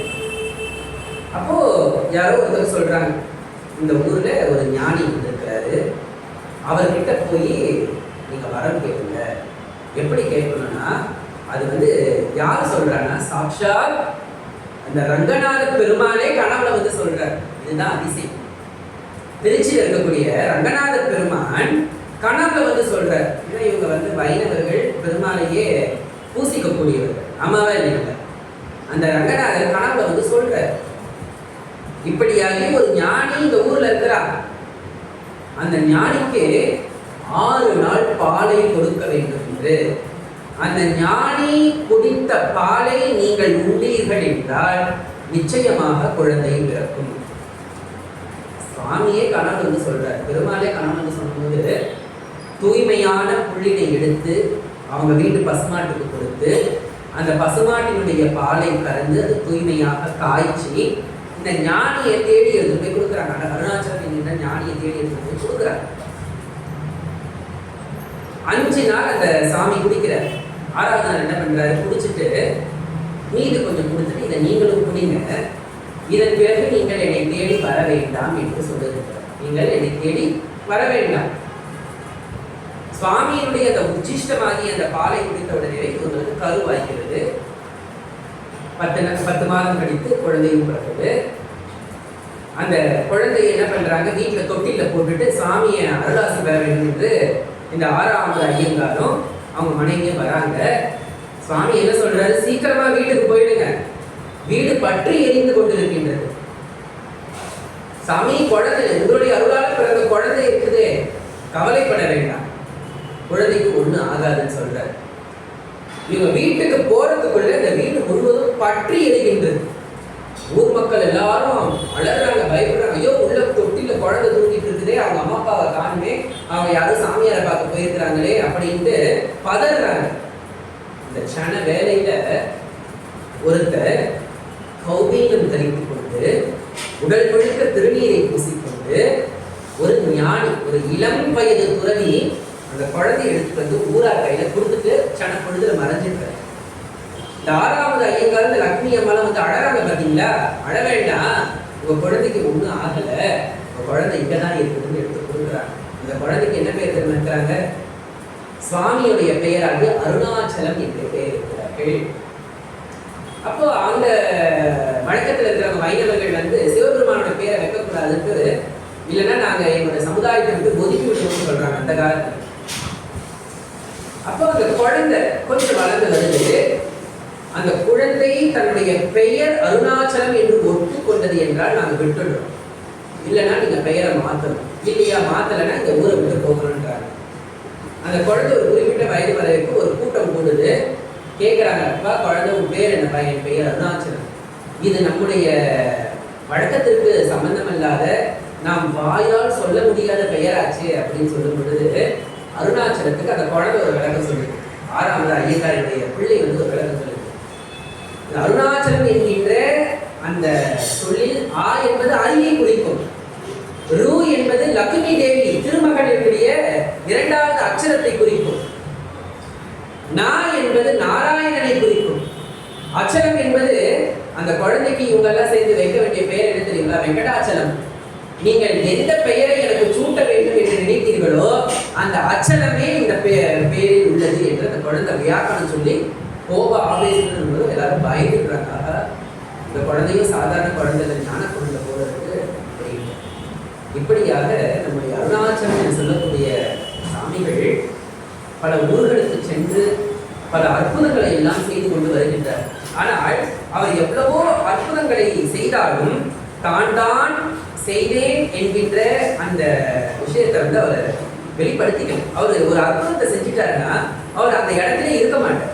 சுவாமி என்ன பண்ணுவார்? அந்த இடத்திலேயே இருக்க மாட்டார். ஆக இப்படியாக பல அற்புதங்கள். ஒரு முறை நம்முடைய மன்னார்குடியில ராஜகோபால சுவாமி கோயிலுக்கு போறார். மன்னார்குடியில ராஜகோபால சுவாமி கோயிலுக்கு போறார். அங்க இருக்க அந்த அர்ச்சகர் என்ன பண்றாரு? டேய், யாருடா நீ திகம்பரனாக பிச்சைக்காரன் போல வந்து கோயில உட்கார்ந்துட்டு இருக்க, எழுந்து வெளியில போ அப்படின்னு சொல்றார். எழுந்து வெளியில போன்ற ஞானியர்கள் எந்த நிலையில் இருப்பார்கள் என்றெல்லாம் நமக்கு தெரியாது. நீ கோயிலுக்குள்ளேயே வராத சூழல் உனக்கு ஏற்படும் என்று சுவாமி அந்த இடத்திற்கு கிளம்பினாரு. எந்த ஒரு அர்ச்சகர் சாமியை வந்து திட்டினாரோ அந்த அர்ச்சகருடைய மனைவி அந்த சனப்பொழுதுல இறந்துடுறாங்க. அந்த அர்ச்சகர் கோயிலுக்குள்ளேயே வர முடியாத சூழல் ஏற்பட்டிருக்கு. அதே போல சுவாமிகள் ஒரு முறை அருணாச்சல சுவாமி என்ன பண்றாரு? ஒரு முறை புதுக்கோட்டையில இப்பயும் பார்த்தீங்கன்னா உங்களுக்கு ஒரு சிவாலயம் இருக்கு புதுக்கோட்டையில. அந்த சிவாலயம் வழியாக செல்லும் பொழுது, அப்போ அந்த காலத்துலலாம் காடு தானங்க, காடு. அந்த இடத்துல ஒரு துஷ்ட தேவதைகளால் ஆட்கொள்ளப்பட்ட ஒரு பேயன் இருந்திருக்கார். துஷ்ட தேவதைகளால ஆட்கொள்ளப்பட்ட பேயன் ஒருவன் இருந்திருக்கின்றான். அது என்னன்னா, இந்த துஷ்ட பிரம்மராட்சதன் சொல்றாங்க பார்த்தீங்களா? பிரம்மராட்சதன் அது போன்ற சில துஷ்ட தேவதைகளால் ஆட்கொள்ளப்பட்ட ஒரு பேயன் என்ன பண்ணுவான்னா, போற வரவ எல்லாரையும் கல்லுக்கு அடிக்கிறது, அந்த கெட்ட உடல்ல இருக்கக்கூடிய கெட்டதெல்லாம் எடுத்து வாரி அடிக்கிறது, இது போன்ற ஒரு கொடுமைகளை எல்லாம் செய்து கொண்டிருக்காங்க. அப்ப நம்முடைய அருணாச்சல சுவாமிகள் என்ன பண்றாரு? அந்த வழியா வர அப்ப இந்த ஊர்ல இருக்கிறவங்க எல்லாம் என்ன சொல்றாங்கன்னா, சாமி அந்த இடத்துக்கு போகாதீங்க, அங்க ஒரு பேயன் இருக்கின்றான். அவன் என்ன பண்ணுவான்? வரவங்க எல்லாரையும் கல்லெடுத்து அடிப்பான். அந்த பாவம் எதுக்கு சாமி? வேண்டாம். இவர் முற்காலத்தில் உணர்ந்த ஞானி. இவர் என்ன சொல்லுவாரு? அதை பற்றி அவர் பொருட்படுத்தவே இல்லை. அந்த பேயன் இருக்கும் இடத்தை நோக்கியே செல்லுகின்றார் சுவாமி. என்ன பண்றா? வெறி துஷ்ட சக்திகளால் ஆட்கொள்ளப்பட்டதுல்லவா, கல்லை எடுத்து அடிக்க வரா சுவாமி. பார்த்து சிரிச்சாரு. அடுத்த நிமிஷம் அவனுக்கு பிடித்த அந்த தீய சக்திகள் எல்லாம் விலகி இவன் சுவாமியின் முன்பு மண்டியிட்டு அழுகிறான். இத்தனை காலம் நான் செய்து வந்த பிழைகளை எல்லாம் சுவாமி நீங்கள் பொறுத்து மன்னித்து எனக்கு ஒரு வழியை நீங்கள் காட்ட வேண்டும் என்று பொறுத்து மன்னித்து எனக்கு ஒரு வழியை காட்ட வேண்டும். கருணையே வடிவானவர்கள் இல்லையா ஞானிகள் என்ன பண்றாரு? அருளாசம் குறிச்சு அதை பார்த்த மாதிரி எப்பவுமே ஞானியர்களுக்கு கோவில்களுக்கெல்லாம் போகணும், தல யாத்திரைக்கு போகணும், மலை தேசங்களுக்கெல்லாம் போகணும். எந்த ஞானியர் எப்படி இருப்பாங்க நமக்கு தெரியாது. அவர்கள் பார்வை நம் மீது பட்டாலே நம்முடைய பாவங்கள் வருகிறது. இதுல எவ்வளவு சித்தர் போட்டோ இருக்கு, தட்சிணாமூர்த்தி சுவாமி போட்டோ இருக்குதான். அதே போலதான் உட்கார்ந்து இருக்கார். தட்சிணாமூர்த்தி சுவாமிகள் அது அந்த ஹோட்டல் இருக்கு பார்த்தீங்களா, அது போலதான் உட்கார்ந்துகிட்டு இருக்காங்க. சுவாமிகள் சப்பளம் போட்டு உட்கார மாட்டார், சம்மணம் போட்டு உட்கார மாட்டார். ஒரு காலை மேலே தூக்கி போட்டு எப்படி அந்த கோலத்துல அந்த சிவபெருமான் உட்கார்ந்துட்டு இருக்கிறாரோ அதே போலவே தான் நம்முடைய தட்சிணாமூர்த்தி சுவாமிகளும் இருப்பார். அதாவது இந்த தட்சிணாமூர்த்தி சுவாமிகளுடைய இந்த வாழ்க்கை வரலாறு சொல்லணும்னா 1 மணி நேரம் பத்தாது, 1 மணி நேரம் ஆயிடுச்சு. நிறைய அற்புதமான கதைகளை நம்ம மிஸ் பண்ண போறோம். வாய்ப்பு இருந்தால் இன்னொரு முறை கூட நாம சுவாமியுடைய புராணங்களை சிந்திப்போம். இல்லை எதுக்கு சொல்றேன்னா, சுவாமி சென்னைக்கு வராரு. 2 விஷயத்த சொல்றேன். சுவாமி சென்னைக்கு வராரு. நம்ம எத்தனை பேருக்கு தெரியும் இங்க ஒரு சுவாமிக்கு ஜீவசமாதி இருக்குது? தட்சிணாமூர்த்தி சுவாமிகளுக்கு இங்க ஒரு ஜீவசமாதி இருக்குது. மின்ட் தெரியுங்களா? மின்ட் அங்காள பரமேஸ்வரி கோயில் தெரியுங்களா? அதுக்கு நேர் எதிர்க்க இந்த வண்ணாரப்பேட்டை மெட்ரோ ஸ்டேஷன் இருக்கு. அதை தாண்டி உள்ள போனீங்கன்னா இந்த போலீஸ் குவார்டர்ஸ்க்கு எதிர்க்க தட்சிணாமூர்த்தி சுவாமிகள் திருமணம், ரொம்ப பழமையான திருமணம். சுவாமிகள் சென்னைக்கு வந்திருக்கிறாரு, திருவொற்றியூருக்கு வந்திருக்கிறாரு. திருவொற்றியூர்ல பட்டினத்தார் கோயில்ல கொஞ்ச காலம் தங்கியிருக்கிறார் சுவாமி. அங்க ஒரு அற்புதத்தை செஞ்சிருக்கிறாரு. என்ன அற்புதம்னா, அந்த திருவொற்றியூர்ல ஒரு செல்வந்தர், அவருடைய மகள் துஷ்ட சக்தியால, பேயாதிகளால பாதிக்கப்பட்டார். இந்த துஷ்ட சக்திகளால ஆட்கொள்ளப்பட்டு 10 பேர் சேர்ந்து பிடிச்சாலும் அவளை கண்ட்ரோலே பண்ண முடியாது. இப்படியாக ஒரு ஒற்றியூர் சுவாமி ஆதிபுரீஸ்வரர்கிட்ட போய் வேண்ட, அப்பனே பரமேஸ்வரா, என் வயசு பொண்ணு இப்படி பேய் பிடிச்சி அலையுது, கட்டுக்கடங்காம அலையுது, நாளைக்கு அதுக்கு ஏதாவது ஒன்று ஆச்சுன்னா நானும் உயிரை விட்டு விடுவேன், அதற்கு காரணம் நீதான் என்று சொல்லுகிறார் சாமியை பார்த்து. நாங்க அழிஞ்சு போயிட்டோம்னா அதுக்கு காரணம் நீதான் அப்படின்னு சொல்லும்போது சாமி சும்மா இருப்பார? சுவாமி அசலி பார்க்காத சொல்லுங்க. இப்ப கவலைப்படாது. நாளைய பொழுதில் கடற்கரை ஓரத்தில் பட்டினத்தாருடைய சமாதிக்கு ஒரு பரமஞானி ஒருத்தன் வருவான். அந்த பரமஞானி கிட்ட உன்னுடைய கஷ்டத்தை சொல்லு. அந்த பரமஞானி பார்த்த மாத்திரத்திலேயே உன்னுடைய பெண்ணினுடைய, உன்னுடைய மகளினுடைய துன்பம் விலகும். உன்னுடைய மகளினுடைய துன்பம் விலகும். இப்படியாக சுவாமி வந்திருக்கிறாரு. இந்த ஐயா என்ன பண்றாரு, அவரோட மகளை 10 பேர் கொண்டு குடிச்சு கட்டி வண்டியில ஏற்றிட்டு போறாங்க. சுவாமி கனவுல சொன்னது போல பட்டினத்தார் கோயில நம்முடைய அருணாச்சல சுவாமிகள் உட்கார்ந்து தவம் பண்ணிக்கிட்டு இருக்காரு. அவர் பார்த்த மாத்திரத்திலேயே அந்த துஷ்ட சக்தியாகப்பட்டது அந்த பெண்ணை விட்டு விலகியது. அந்த பெண் ரொம்ப சந்தோஷப்படுறா, பழைய நிலைக்கு திரும்புறா. எப்படி ஒரு காந்தத்தை கண்ட இரும்பு போல எப்படி இரும்பு ஈர்க்கின்றதோ, இவளுக்கும் அந்த ஞானியை பார்த்து ஒரு ஈர்ப்பு. அது என்ன ஈர்ப்புனா, குரு சிஷ்ய ஈர்ப்பு. ஆஹா, பெரிய ஞானி வந்திருக்கிறார். அப்ப இதன் பிறகு எனக்கு இந்த மானிட சட்டை, இந்த மானிட வாழ்க்கை எல்லாம் தேவையில்லை. என்னுடைய குருவை நினைத்து கொண்டே என்னுடைய வாழ்க்கையை நான் முடித்து விடுகின்றேன் என்று சொல்லுகின்றார். சுவாமி பார்த்த அந்த மாத்திரத்திலே அவளுக்கு ஞானம் வாய்ந்ததுங்க. 8 நாள் அவள் தவம் செய்கின்றாள். 8வது நாள் அவள் சமாதி அடைகின்றாள். அந்த பெண் 8வது நாள் சமாதி அடைகிறாள். எத்தனை பேருக்கு இது வாய்ப்பு? ஒரு ஞானி பார்த்த மாத்திரத்திலே ஒரு ஞானம் வருகின்றது என்றால், நம்முடைய அருணாச்சல சுவாமிகள் எப்பேற்பட்ட ஞானி, நம்முடைய அருணாச்சல சுவாமிகள் எப்பேற்பட்ட ஞானி. இப்படியாக சுவாமிகளுடைய வாழ்க்கையில பல பல பல பல அற்புதங்கள். பாம்பு தீண்டிய பிள்ளையை உயிர்ப்பித்தடை செய்தவர். அவர் கூட ஒரு பையன் படிக்கிறான் சின்ன வயசுல. அந்த பையன் மூர்ச்சையாகி இறந்துடுறான். அந்த பையனுடைய அம்மா கேட்குறாங்க அருணாச்சல சாமி கிட்ட, அருணாச்சலம், என் பிள்ளை உன் கூட படிச்சவன் தான், ஆனால் என் குழந்தை இறந்து போய் கிடக்குது, வாழ வேண்டிய வயசுல இறந்து போயிடுச்சு, உன்னுடைய அருளால நீ காப்பாற்ற மாட்டேன்னு சொல்லும் பொழுது தாயே பயப்பட வேண்டாம். ஒரு கொம்பை எடுக்கிற ஓங்கி அந்த பிள்ளையோட மண்டையில் அடிக்கிறார், அவருடைய நண்பரோட மண்டையில் அடிக்கிறார். உயிர் வந்துருச்சு, உயிர் வந்துருச்சு. இப்படியாக ஒரு ஊருக்கு போறாரு. அந்த ஊர்ல ஒரு சின்ன குழந்தை, ஒரு சின்ன பையன் சுவாமி தவம் பண்றதை பார்த்துட்டு அந்த குழந்தைக்கு அந்த சுவாமி மேல ஒரு அன்பு வந்துருச்சு. அப்போ என்ன ஆகுது, அந்த காலத்துலலாம் காடு மலை இப்படி தானே இருக்கும். ஒரு பாம்பு என்ன பண்ணுது, அந்த குழந்தைய கடிக்கிறதுக்கு பாய்ந்து கொண்டு வருகின்றது. அந்த குழந்தை சாமி தவம் பண்ற இடத்துல விழுந்துருது. சாமி என்ன பண்றாரு, அருணாச்சல சாமிகள் அந்த பாம்பை பார்த்த மாத்திரத்திலேயே அது தன்னுடைய படத்தை சுருக்கி அந்த குழந்தையை கடிக்காம போயிடுது. இது எங்க மன்னார்குடி பக்கத்துல நடக்குது இந்த சம்பவம். அப்போ அந்த குழந்தை இப்ப வீட்டுக்கு போகணும், அப்பா கிடையாது. சுவாமி என்ன தெரியுமா பண்ணாரு? ஆச்சரியம். அங்க இருந்த காட்டுக்கு காவலனே, யாரு? ஜடாமுனி. காட்டுக்கு காவலனே, இந்த குழந்தைய பத்திரமா கொண்டு போய் விடு. இது போன்ற இந்த வன தெய்வங்களும் சுவாமியோட ஏவலுக்கு கட்டுப்பட்டு இருந்தான். அந்த ஜடாமுனி என்ன பண்ணுச்சா, அந்த குழந்தையோட அப்பா வடிவம், அப்பா போல மாறி அந்த குழந்தைய வீட்டில் விட்டுட்டு, அப்பா நான் வேலைக்கு போயிட்டு வரேன்னு சொல்லிட்டு கிளம்பிடுச்சான். வீட்டுக்கு போனா அப்பா காணும். அவங்க அம்மா கேட்குறாங்க. என்ன கேட்குறாங்க?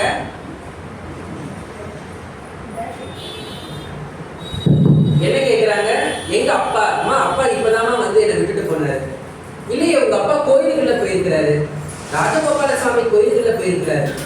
அப்போ அவங்க தந்தையார் வந்து இந்த கதையெல்லாம் கேட்கும்போது ஆச்சரியப்பட்டு நிற்கிறார். என்னது? ஆச்சரியப்பட்டு நிற்கின்றார்கள். இப்படியாக பல அற்புதங்கள். கடைசியாக பல ஊர்களை எல்லாம் சுற்றி நம்முடைய தட்சிணாமூர்த்தி சுவாமிகள் எங்க வராருன்னா திருவாரூருக்கு வராரு. அவருடைய ஊர் அதுதான். இன்னைக்கும் நீங்க சுவாமியுடைய கோயிலுக்கு போனீங்கன்னா திருவாரூர் மடப்புறம் தட்சிணாமூர்த்தி சுவாமிகளினுடைய ஜீவசமாதி, தட்சிணாமூர்த்தி சுவாமிகளினுடைய ஜீவசமாதி என்று சொல்லுவார். தட்சிணாமூர்த்தி சுவாமிகள் திருவாரூருக்கு வந்துடுறார். அங்க வந்து பாத்தீங்கன்னா சோமநாத சுவாமி கோயில் இருக்கு. திருவாரூர் தியாகராஜர் கோயில் பக்கத்துல சோமநாத சுவாமி கோயில். ஓடங்கோக்கி ஆறு ஒரு ஆறு இருக்கு. அந்த இடத்துல வந்து சுவாமி சதா சர்வகாலமும் நிஷ்டை, தவம், அதாவது தவத்தினுடைய உச்சம் நிட்டை, சமாதி நிலை என்று சொல்லலாம். சமாதி நிலை என்று சொல்லலாம். பல அற்புதங்கள், பல பேருக்கு பல அற்புதங்கள். இப்படியாக சாமியுடைய மகிமைகளை எல்லாம் கேட்டு தெரிஞ்சுக்கிட்டு பல பேர் வராங்க. அந்த காலத்துல இருந்தே தேர் ஓடுது. திருவாரூர் தேருக்கு அடுத்தபடி வரக்கூடிய பக்தர்கள் அனைவரும் அந்த தென்குளக்கரையில தட்சிணாமூர்த்தி சுவாமிகளுடைய தரிசனத்துக்காக காத்துக்கிட்டு இருப்பாங்க. சுவாமிகளுக்கு வந்தவங்க யாரு? ராஜாவா, ஏழையா, பணக்காரனா? அதெல்லாம் கிடையாது. ஒரு முறை தஞ்சை சரபோஜி மன்னன் வந்து சாமியுடைய மகிமையவே அறிந்து அவருக்கு வேண்டியவற்றை எல்லாம் செஞ்சு கொடுக்கணும்னு ஆசைப்படுறார். சுவாமி அதெல்லாம் வேண்டான்ட்டார். எனக்கு எதுக்கு? பறந்து விரிந்த ஒளிக்கு எதற்கப்பா கூடம் அப்படின்னு சொல்லிட்டு சாமி அதெல்லாம் ஒரு துச்சமா பார்க்கிறவர். திகம்பரர், ஆடையற்றவர்ல திகம்பர ஞானி. அவர்களுக்கு தன்னுடைய உடல்ல பற்றின பிரக்னையே கிடையாது. இப்படியாக சித்தூர் என்கின்ற ஜில்லாவிலே சோமப்ப முதலியார், சோமநாத முதலியார் ஒரு முதலியார் இருக்கிறார். அவருக்கு பல காலம் குன்ம நோய் இருந்தது. எங்கெங்கேயோ போய் வைத்தியம் பார்க்கிறார். அந்த காலத்தில் நம்மள செல்வந்தர்கள் எங்கெங்கேயோ போய் வைத்தியம் பார்க்கறாங்க, தீரல. அவருடைய ஆத்மார்த்த தெய்வம் யாருன்னு நடராஜமூர்த்தி. சிதம்பரத்துக்கு வராது.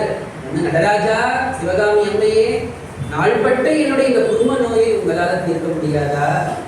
நான் எவ்வளோ கஷ்டப்படுறேன்னு கேட்கும் பொழுது நடராஜர் அசரீதியா சொல்றார், அப்பா உன்னுடைய நோய் நான் இந்த தீர்க்கக்கூடியவன் நான் கிடையாது, திருவாரூருக்கு போ, அங்க தட்சிணாமூர்த்தின்னு ஒரு தருகிறான், அவனால் மட்டுமே அதை தீர்க்க முடியும் என்று சொல்லும் பொழுது திருவாரூருக்கு போறாரு நம்முடைய சோமநாத முதலியார். அங்க போயிட்டு தேடுறாரு. இவர் என்ன நினைச்சிருப்பாரு? தட்சிணாமூர்த்தி சாமியெல்லாம் ஒரு மாடம் அமைச்சு ஒரு ஆசனத்துல உட்கார்ந்துக்கிட்டு வரவங்க எல்லாருக்கும் திருநீர் கொடுப்பாருன்னு நினைச்சிருப்பாரு. இவர்கள் ஸ்தித ஞானியர்கள், தன்னை பற்றி பிரக்னையே இல்லாத ஞானியர்கள். ஞமலி சொல்லக்கூடிய, ஞமலினா நாய்கள் என்று பொருள். நாய்களை என்னைக்குமே நம்ம துச்சமா நினைக்கக்கூடாது. திட்டப்போது நாயின்னு சொல்லுவோம். நாய்க்கு நிறைய தத்துவம் உண்டு. பைரவருடைய பார்க்கணும். நன்றிக்கு எடுத்துக்காட்டு நாயை விட உயர்ந்த ஜீவராசில இருக்கும். அந்த ஞமலிகளோடு சேர்ந்து சுவாமி தெருவில் இருக்கக்கூடிய பரிகலன்களை உண்டுகிறார். ஓரத்தில் இருக்கக்கூடிய சாப்பாட்டை தான் அவர் சாப்பிடுவாங்க. அவங்க கொடுத்ததை சாப்பிட மாட்டாங்க. அங்கங்க இருக்கக்கூடிய உணவுகளை நாய்களோடு சேர்ந்து சாப்பிட்டு இருக்கிறார். ஆனா உடல் முழுக்க திருநீர். சோமநாத முதல்ல கண்டுபிடிச்சராக நம்ம தேடி வந்த ஒரு விருதம் போல சுவாமி அப்படின்னு கேட்கும் பொழுது அவர் என்ன தெரியுமா கேட்டாரா? ஆச்சரியப்படுகிறோம். என்னப்பா நடராசன் அமிச்சானா உன்ன? சிதம்பரத்தில் நடக்கிற விஷயம் இவருக்கு எப்படி தெரியும்? முக்காலத்தோட இருந்த ஞானியாச்சு. நடராசன் அமிச்சானா உன்ன? இந்தா அவர் சாப்பிட்டு இருந்த உணவை எடுத்து கொடுக்குறாரு. இவரும் சாப்பிட்றாரு. குன்ம நோய் கிடைக்கிறது. குன்ம நோய் விலகியது. இப்படியாக இன்னொருத்தர் அவருடைய மகனுக்கு நாள்பட்டு தோல் நோய். அடே இன்னைக்கு நம்ம சோரியாசிஸ் சொல்றோம் பார்த்தீங்களா?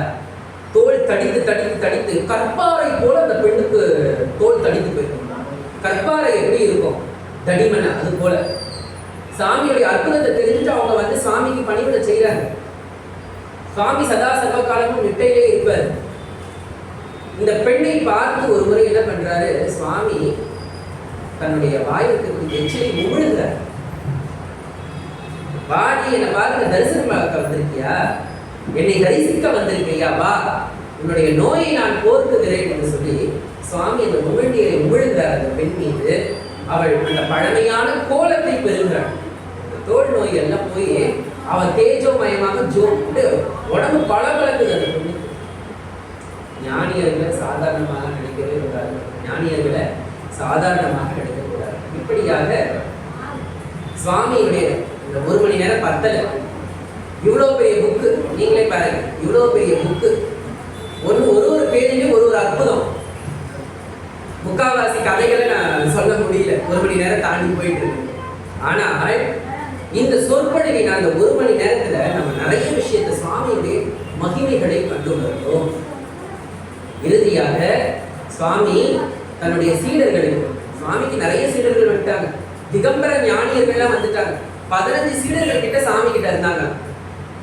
சொல்றாரு சாமி, முடிந்தது முடியட்டும். என்னது முடிந்தது முடியட்டும், இதுக்கப்புறம் ஒண்ணும் கிடையாது.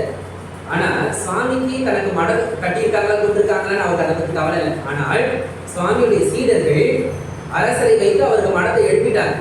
ஒருவேளை சுவாமி சமாதி நிலை மகா நிட்டையை எய்தினார் என்றால் அவரை நாம் இங்குதான் சமாதிப்படுத்த வேண்டும் என்று அவருடைய சீடர்கள் முடிவு பண்ணிட்டாங்க.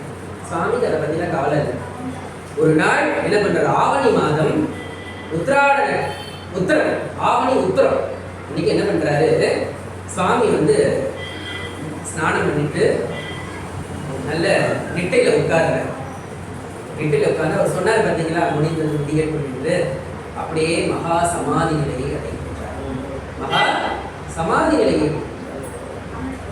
அப்பொழுது ஒரு ஞானி சமாதி நிலையை அடைந்தார் என்றால் அதற்கு பெயர் விதேக முக்தி என்று பெயர். அதற்கு பெயர், அவ்வளவு சீக்கிரமா ஒருத்தர் சமாதி அடைச்சிட்டாரு அப்படின்றதை எப்படி கண்டுபிடிப்பாங்க அந்த காலத்துலதான்? அதாவது கலி ஆண்டு 4937ஆம் ஆண்டு சுவாமிகள் ஜீவ சமாதி அடைகிறார். கலி ஆண்டு ஆவணி மாதம் உத்திர நட்சத்திரம். அப்ப என்ன ஆகுதா, வானத்துல இருந்து சந்தன மழை பொழிதான். சாமி ஜீவ சமாதி அடைஞ்சிட்டாருன்னு உடனே சந்தன மழை பொழிதான். எங்கு பார்த்தாலும் சுகந்தமான ஒரு வாசனை. எப்பவுமே ஞானியர்கள் சமாதி அடைந்து விட்டார்கள் என்றால் உடல் நாற்றம் எடுக்காது, துர்நாற்றம் எடுக்காது. மாறாக சுகந்தமாக, பரிமளமாக, சங்கட வாசமாக, அப்படியே மணக்கோ தெய்வீக மனம் கமழும் சொல்றாங்க, மனம் கமழும் சொல்றாங்க பார்த்தீங்களா, அது போல நடந்துடும். ஆகா, சீடர்கள் எல்லாரும் நினைச்சுட்டாங்க, ஆகா சுவாமி சமாதி அடைச்சிட்டார், சுவாமிக்கு நாம சமாதி கிரியைகளை செய்ய வேண்டும். திருமூலருடைய கூற்றுப்படி இன்னைக்கும் திருமந்திரத்தை படிங்க. ஜீவ சமாதிலாம் சும்மா கிடையாது.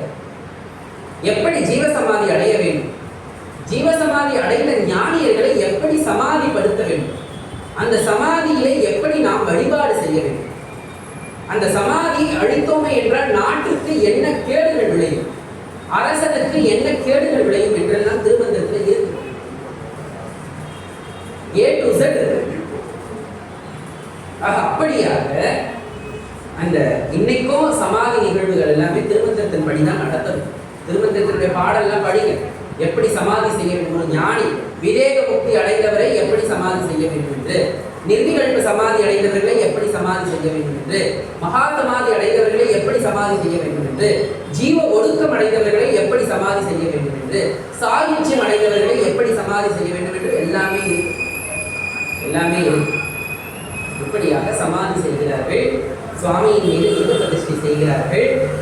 இன்னைக்கும் நம்முடைய தட்சிணாமூர்த்தி சுவாமிகள் அருளை வாரி வாரி வழங்கக்கூடிய ஒரு அற்புத மகானாக, தமிழ் தாய் பெற்றெடுத்த தவ புதல்வராக, இன்னைக்கும் ஜீவன் வேறல்ல சிவம் வேறல்ல என்று சொல்லுவது போல, குருவே சிவம் என கூறினான் நந்தி என்று நான் முன்பே சொன்னது போல, சாக்ஷாத் அந்த திருவாரூர்ல தியாகராஜ பெருமானுக்கு அடுத்த நிலையில ஒரு ஓடப்போக்கு யாரன் பக்கத்துல மகா சமாதி நிலையம் கொண்டு இன்னைக்கும் அருளுகிறார் என்றால் சித்தர்கள் ஒருபோதும் இறப்பது கிடையாது. நிறைய பேர் தவறா புரிஞ்சுக்கிறாங்க.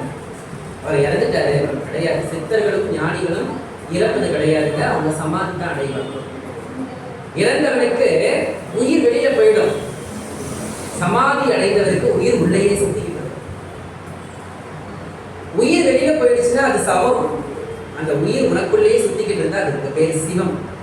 அதனாலதான் சித்தர்கள் வேற இல்ல, சிவன் வேற இல்ல. அதனால அந்த சிவலிங்க பிரதிஷ்டை செய்து நந்திய பெருமானை பிரதிஷ்டை செய்து அவர்களுக்கு நித்தியபடி பூசைகளை எல்லாம் நாம் நடத்தி கொண்டு வருகின்றோம்.